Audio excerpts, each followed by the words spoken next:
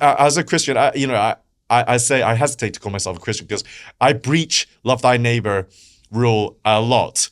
I just cannot love a neighbor who thinks it's okay to marry a 6-year-old. I'm sorry. I refuse. It's just like, where's the common sense gone? I just cannot do that. I don't blame you. One thing you mentioned is that you have a lot of conversations with Muslims. Yeah. How do those go? And what's the biggest pushback you get on your content? Look, shout out to them.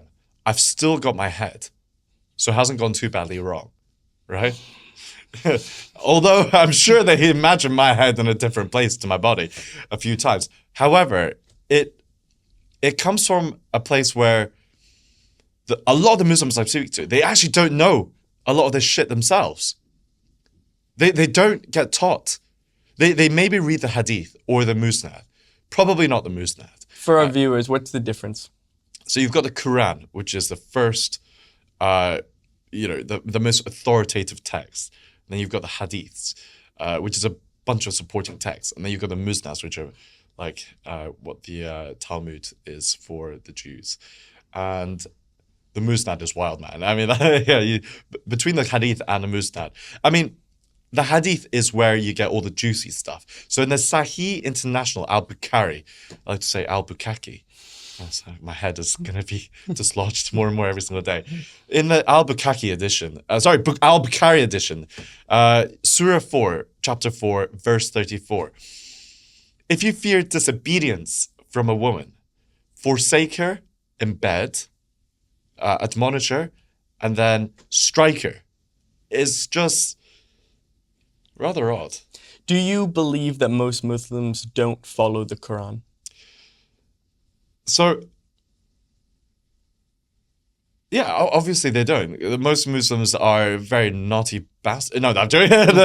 They're normal human beings, and we're all very flawed creatures, right? I'm just saying that why follow a system that is so heavily flawed? And I believe Muslims are good people in spite of Islam, not because of Islam. So people say to me, oh, I know this lovely Muslim, she's very nice to me.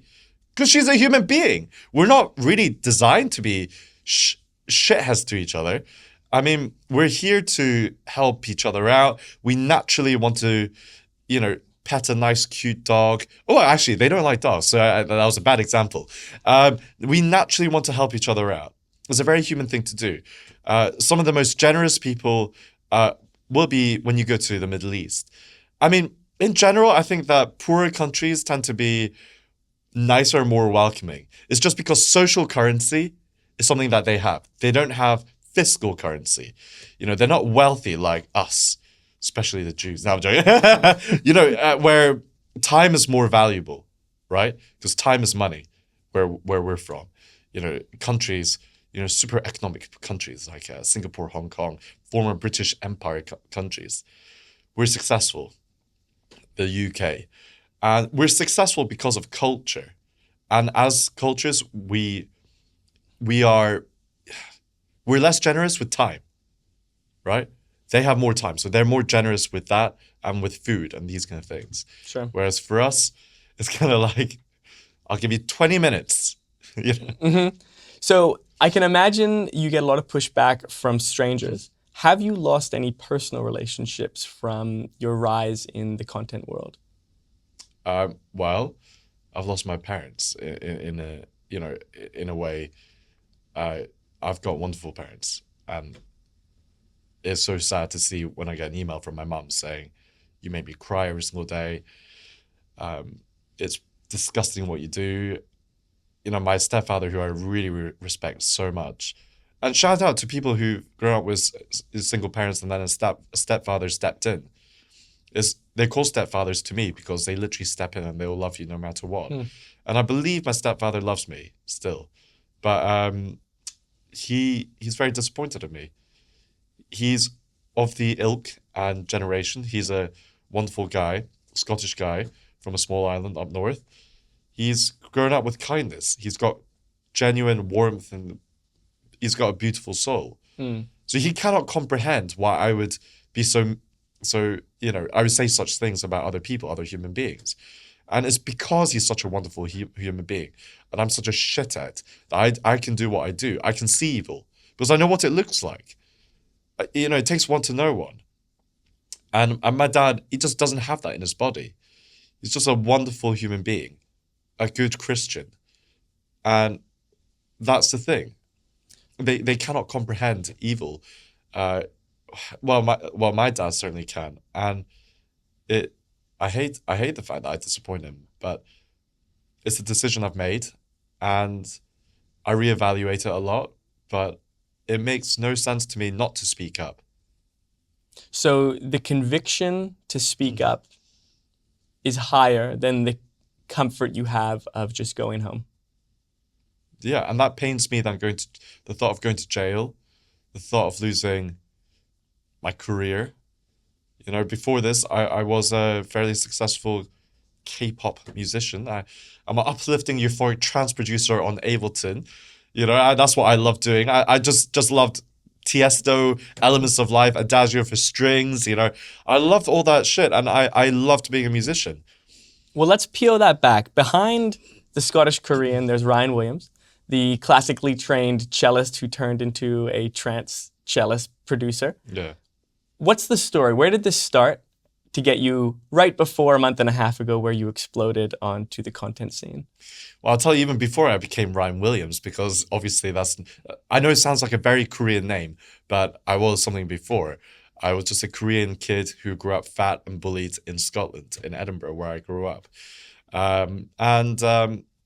That's where this deep yearning comes from. I wanted to become strong. I wanted to be what that kind of masculine figure that you kind of look up to. That's what I wanted to be. I wanted to stand up for injustice. I grew up as a, typical Asian kid who plays cello. I was bullied by this horrendous ginger guy. Every time I walked to school, he used to hunt me down. Not because I don't actually. I think it's lazy to say it's because of racism. It's just because I was an easy target. I was a fat, chubby Korean kid carrying a cello on his back, which is a massive thing. I was small. I looked like a turtle, and you flip me on my back, I'm like a turtle. I can't get back up. And this bloody kid used to come after me with such ferocity. It made me kind of want to go to the gym. And now I've got the tits to defend myself. How are they looking? They're looking. Yeah, I need to get a bit of bacon on them. Yeah, eat your bacon and go pump the iron. But yeah, so as I was growing up as a cellist, classical cello, I was that geeky kid who was heavily bullied. Heavily. I've heard. That's why no insult can really touch me. You can call me ching chong, whatever. I don't think this should be muted out. Racial abuse is just something that you're going to grow up with. So you have to deal with it. So it's one of those phrases. I don't know where it comes from. But Lord, give me the strength to make me stronger rather than get rid of all threats. Sure. Because that's just never going to happen. You're going to have peace through strength. And that's just a fact of life. So why did I grow up and turn into the Scottish Korean? That's it. I did not want to be weak. And the bullying from a young age made you feel weak. And now it's easier to step back up and show strength as a result of that. Yeah. You feel so pathetic. You feel like if you have a lifetime of being told you're subhuman because you're Asian, then you get that into your head.